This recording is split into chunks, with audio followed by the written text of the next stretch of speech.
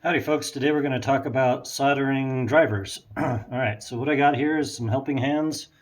They're just stuck on the desk. I've got a nice Heiko soldering iron, digitally controlled, 755 degrees Fahrenheit. I got some solder, which is this stuff, just some nice thin solder with a resin core.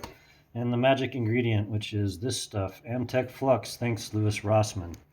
Alright, let's see if I can figure this out. Oh yeah, and this is the soldering iron, whoops, tip, the Heiko. Alright, so what we want to do is stick a little bit of flux. So red indicates positive, so this side probably is positive, this side is probably negative. I'm just going to go ahead and solder to this lug right here. So I stick a little bit of flux on it.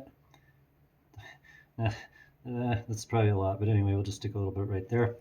Okay, now, gonna get our soldering iron, just get some nice fresh solder on that, clean it off with, it's got a little cleaner in the Heiko thing. Alright, so we'll put a little fresh solder on this, and dab. See? So, as soon as you see that smoke come off the flux, that actually melts the solder instantly. Just like that. And that is not heating the driver up. So let's say I have a wire, right?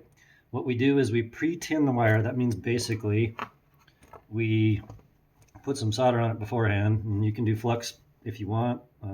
Just gonna put some solder on this. Oops, like so.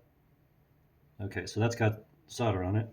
Then we're just going to dab. So stick these together. Oh my God.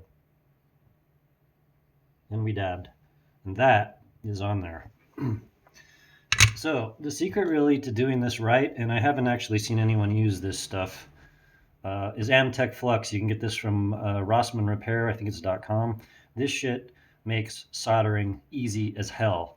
As you saw, that took just a dab, a fraction of a second to have a really good solid solder joint. Yes, I mangled this driver. I had to get it out of the melee shell. But all right,